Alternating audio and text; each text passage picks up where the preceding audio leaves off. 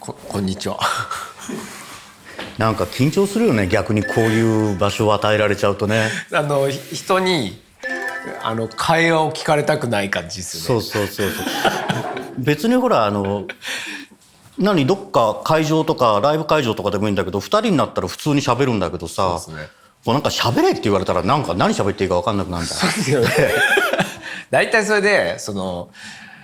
お客さんの前とかでじゃあ喋ってくださいって言われる時って、ある程度話題は選ぶじゃないですか。選ぶで僕と上松さんだと思い出的に喋れる話題がもう現代のコンプライアンスにはもう引っかかりまくってしまうことばっかりだから喋れないですよね。そうなのよね。昭和の時代の住みにくい世の中になったの。モジュレーションっていうアルバムがはい仕上がるそうで、はい僕でプライマルズのライブを6月にやったんですけど、はいその時ね、お呼びさせていただいて3曲ばかしやらせていただきました。そうあの時ね、ちょっとびっくりしたんですよ、こうなんか言い方悪いですけど、もうちょっと玄人好みのなんか感じの、こう音楽なのかなって勝手に想像したんですよ、そしたら1曲目からなんかもうイケイケのなんかイケイケのテーマが FF のテーマがそうマジみたいなで、バンドメンバーに「聞いてよこれ」って言って言うてどんな曲やるんだろうねっていうのはずっと気にはしてたから、メンバーが。でこんな感じのやりますってデモいただいて、でもすぐ共有してみんなに「ねえねえ聞いてよ」っつって「じゃマジでかっこいいじゃん」みたいな、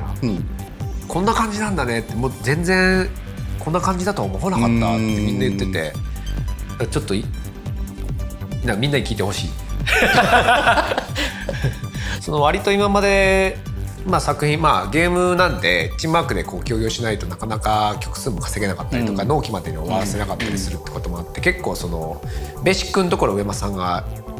やられて、であと他マニピュレーターとかがガーってゲームに実装していくみたいな流れがあったじゃないですか。今回本当にあれなんですよね、上間さんが全てやられてるっていうふうに聞いて、なんか結構レアな感じじゃないですかそれって。でもほらPS そうか、音色はマニピュレーターが作ってくれてたもんね。だから音色まで自分で決めてるのはレアはレアかもね。そうですよね、ファミコンの頃の音源とかもう恥ずかしくて聞けないわけさ。そうなんですか。それはそうさ。僕らからする感覚とちょっとやっぱ違うと思うんですよね。だからそこをすごい聞いてみたい。なんかね、僕らは本当にその上間さんが作ったゲームを本当に遊んでた、世代だから、それでそのなんだろう、要はPSG の音が、その世界の全てみたいな感じではあるんですよ、そのゲームの中で。他に表現できる音色とかないし、ね。でもなんかそれはそれでそこの世界にこうダイブできるから、なんとなくこう自分で、音色の変化とかしてるのか分かんないけどこう染みつく感じがあるから、その上松さんが言ってるいやその恥ずかしくてさみたいなとこって僕らからするとどこら辺がそう思うんだろうって逆になるんですよね。でPS 音源はファミコンはみんなそうだから仕方ないとしても、曲の作り方にしてもなんかこう今から見るとね、こう若気の至りでしょうもないことをいっぱいしてるなとか、そう恥ずかしいのがあるんで、僕は聞かないんですよ。自分の作ったものって本当に聞かないの。未だにね、作ったものって聞き返すことってしないのよ。なんかね、一回作っちゃうとちょっと例えば 2,3 ヶ月経って聞き直すとすっげえ恥ずかしいの。ここなんでこんなことしちゃったんだろうなっていうのがちょっとわかります。あるでしょ。めちゃめちゃあります、だからね、特にそんな何十年も前のやつなんか聞き返すことっていうのはないんだ。ただほらオーケストラコンサートとかいろんなのをやってもらえてるから、昔の曲は聴きはするんだけど、それはもうほら非常に綺麗にお化粧を施された綺麗な着物を着て出てくるから全然気にはなんないんだけど、やっぱりすっぱだかのファミコンの頃の音っていうのはもう直視できないというかね、できなかったんだけど、でもこのまま直視しないで死んじゃうのってあいつらちょっとかわいそうかなと。27歳の時には27歳の時にね、もう必死で自分なりに必死で作った音楽をこうそこから目を背けてるのって彼らがちょっとかわいそうなような気もしてきて、それだったらなんか自分でちょっと一回自分なりのお化粧を施し直してもう一回世の中にこう「俺頑張ってこい!」って押し出して背中を押してあげようかなっていうなんか親心みたいなのもちょっとあったかも。なるほど、うん、いやスッパダカは多分ね村さんスッパダカ好きだと思うのにスッパダカ見ないですね、自分のスッパダカだから自分のスッパダカ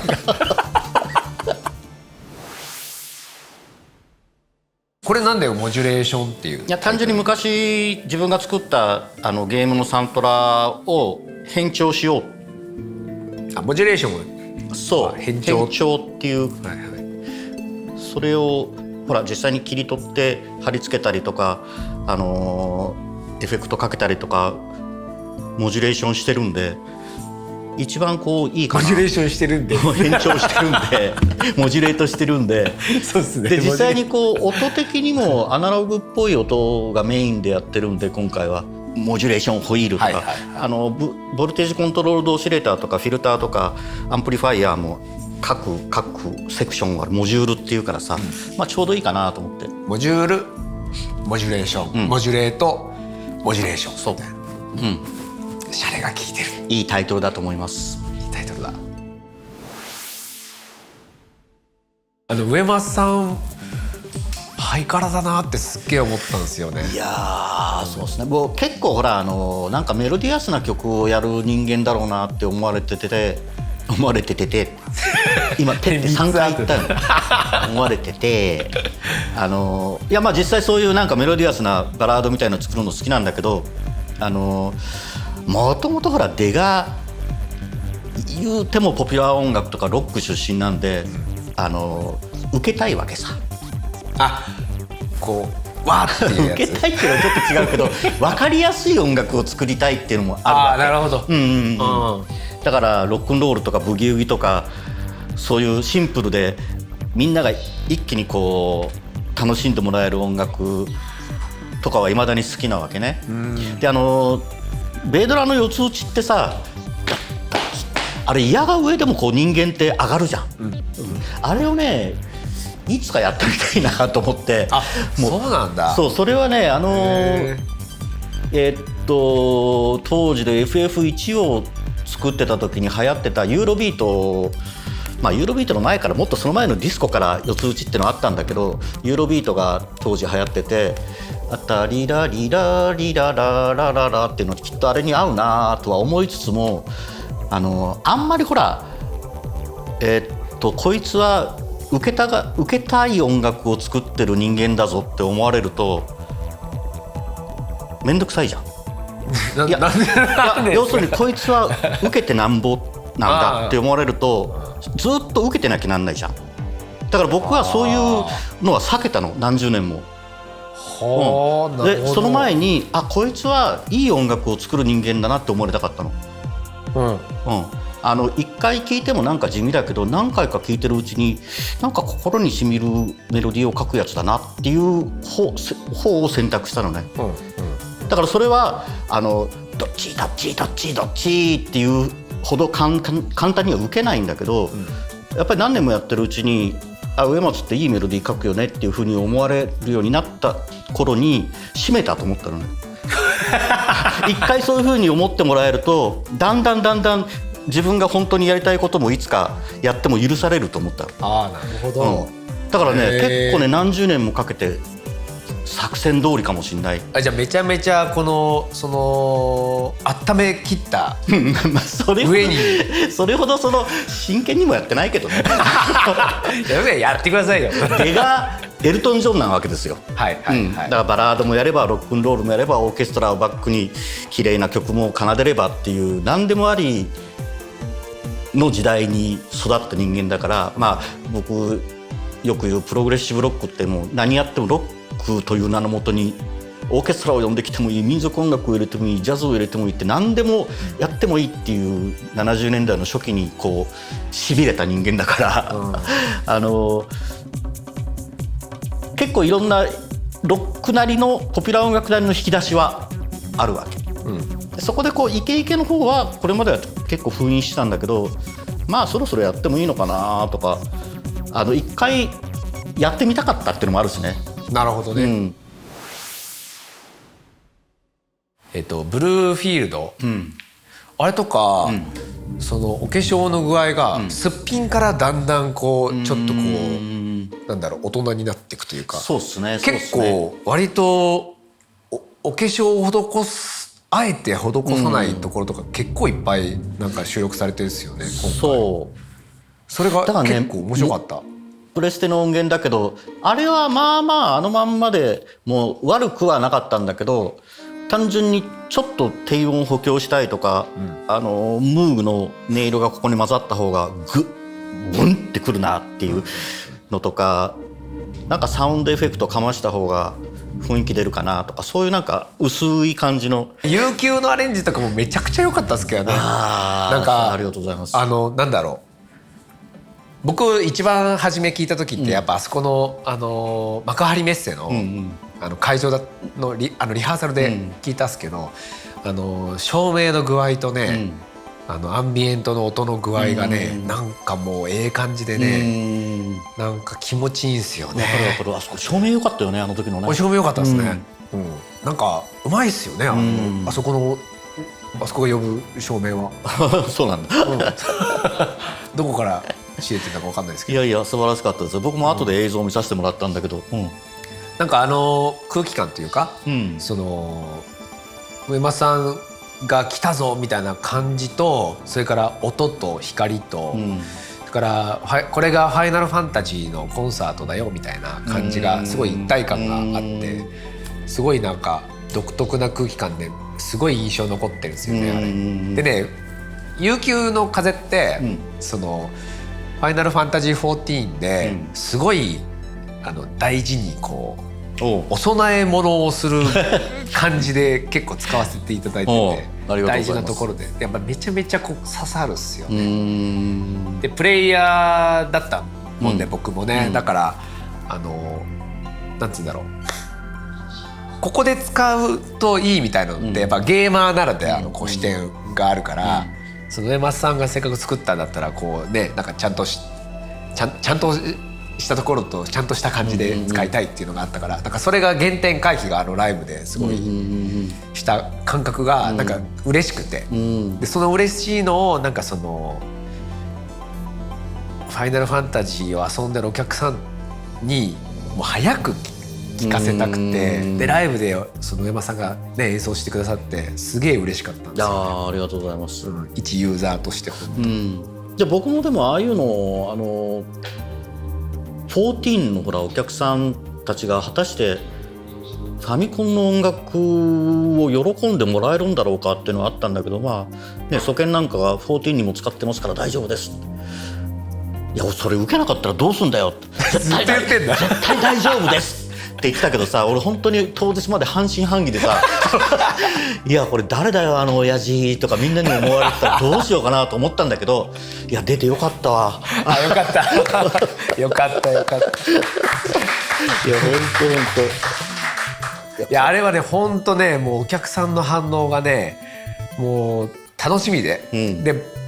言うて僕らほらその袖で聞くしかなかったんで、表から聞けなかったんだけど、袖で上松さんに「やだよそんなやりたくないよ」って言いつつ「いやもう絶対お願いしますからやってください」って言って2曲目の頭でフードを取るですね、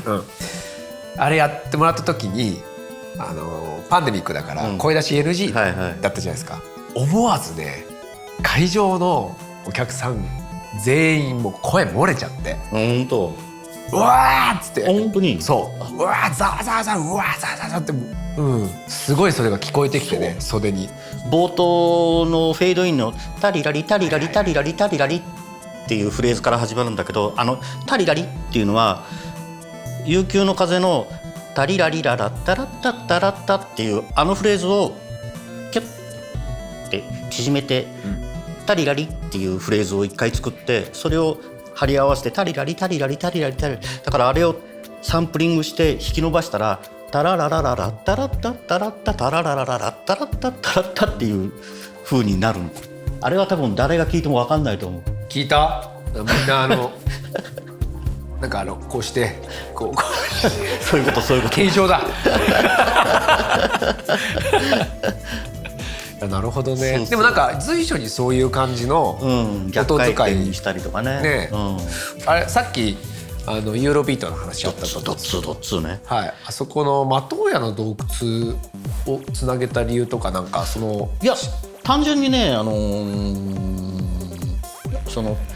タリラララララララっていうフィールドで流れてる曲とタリラリラリラララララっていうのがつながるなっていうのは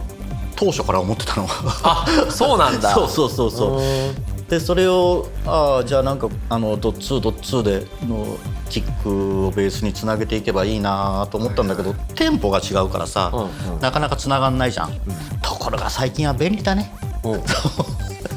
ュッてことそうこの100例えば分かんないけど150のテンポで鳴ってる音楽を120にとか、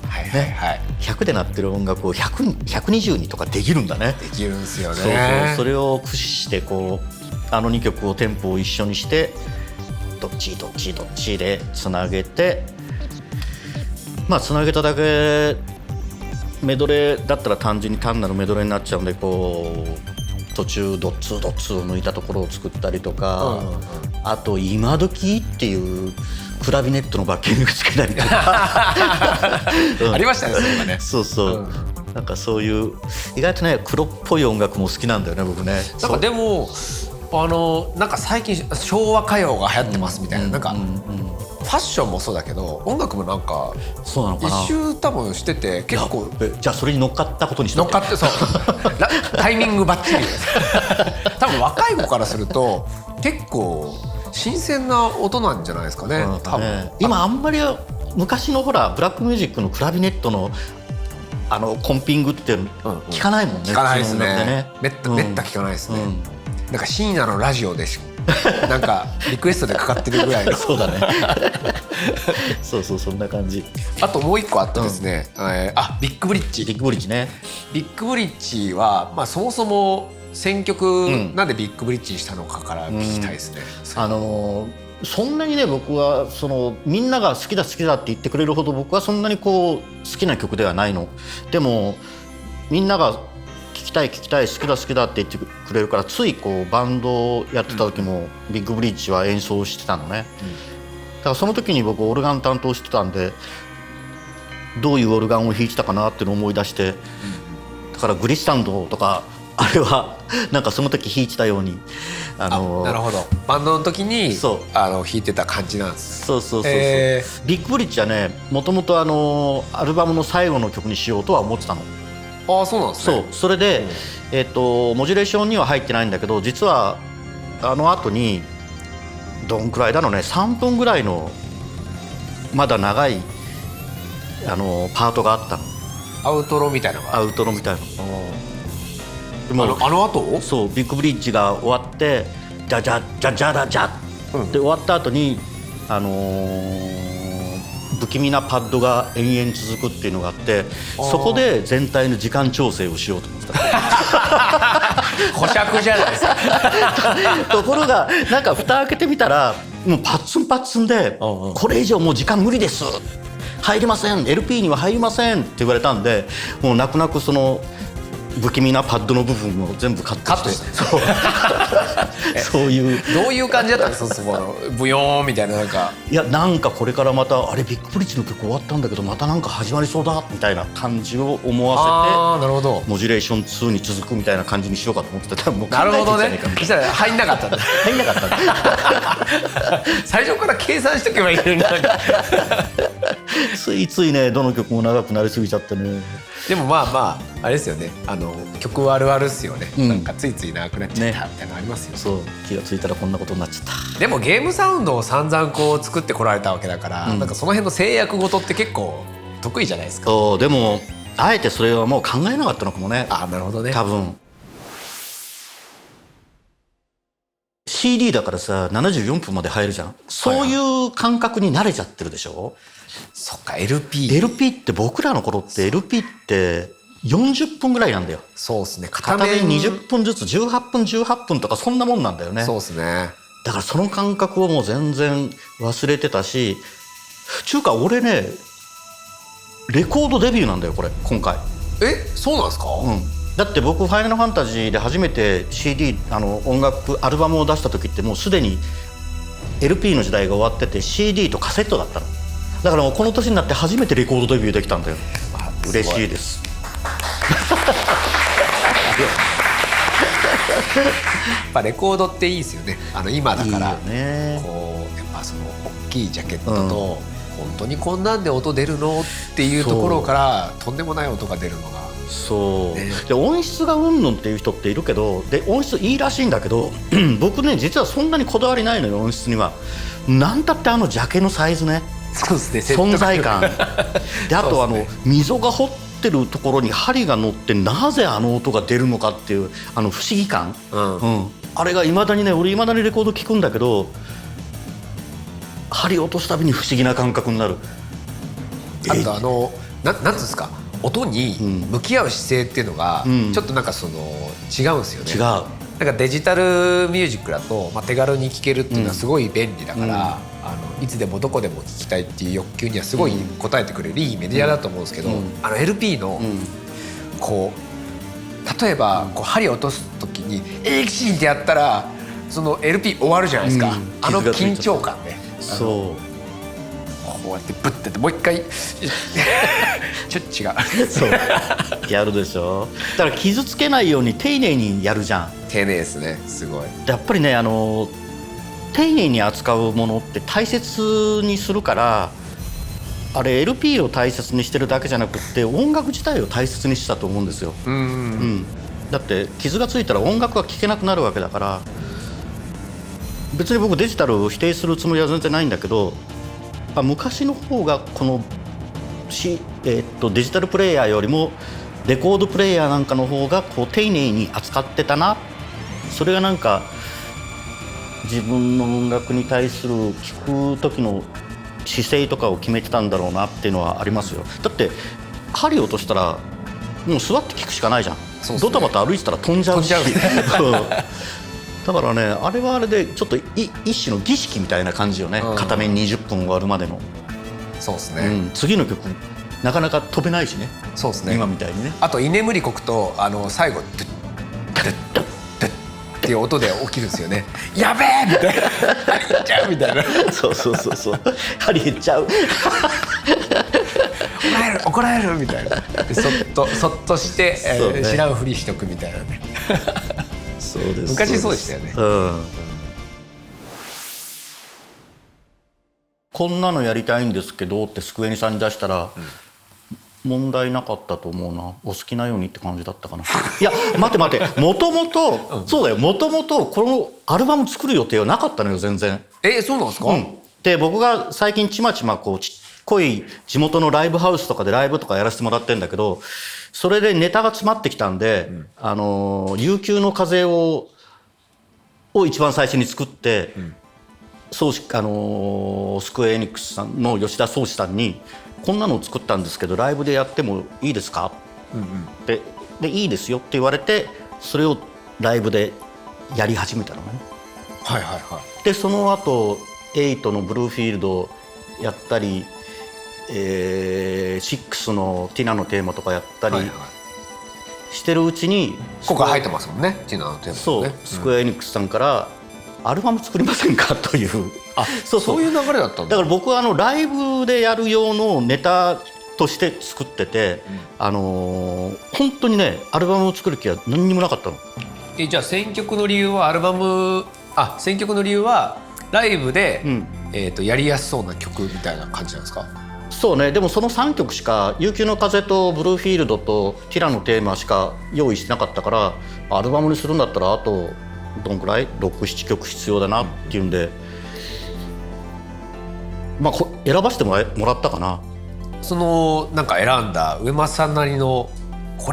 れにしようみたいな、 なんかきっかけみたいなのがあった？なんかね2のね FF2 のバトル曲なんかは僕結構自分で好きなんだけど、あんまりこれまで取り上げられてなかったんで。14では取り上げてますよ。2。2あ、本当？ありがとうございますめっちゃ取り上げてますそう、あと9のブランパルか。ブランパルだ、うんブランパル。そう、それなんかもう9作った時からこれいつかなんかちっちゃい編成でコンサートでやりたいなとか思ってたんだけど、まだ一回もこうライブとかではやったことなかった曲だったり、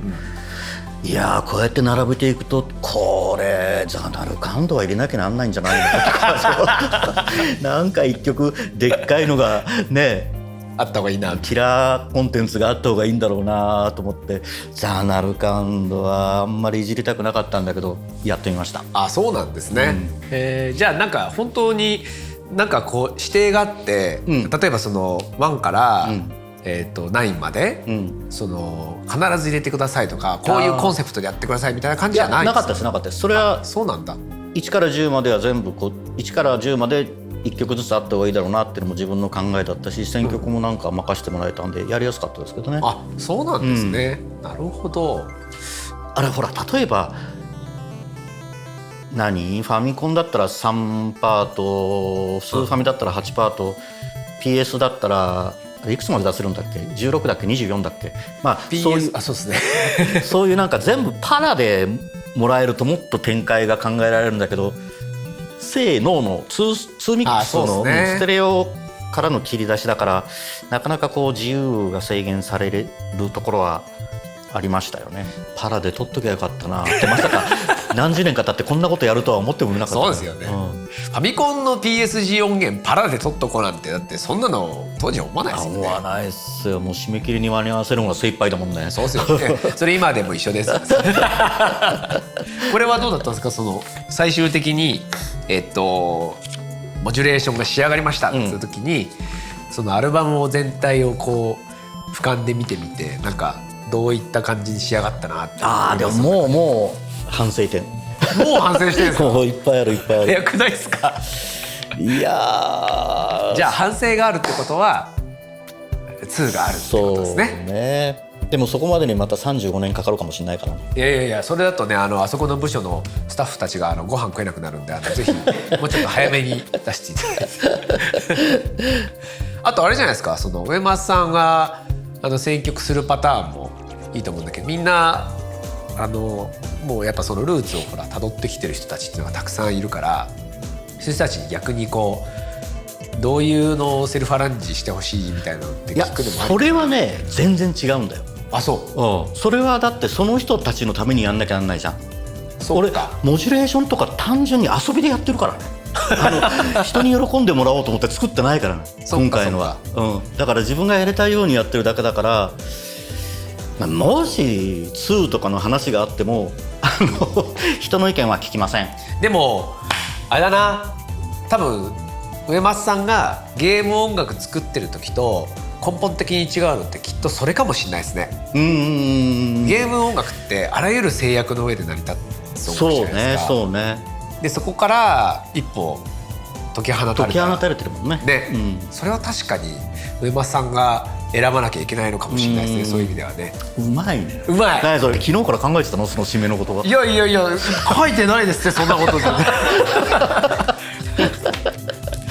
いやなんかね、こんな年になって今更ファイナルファンタジーの昔作った曲を見返すことになるとは思っても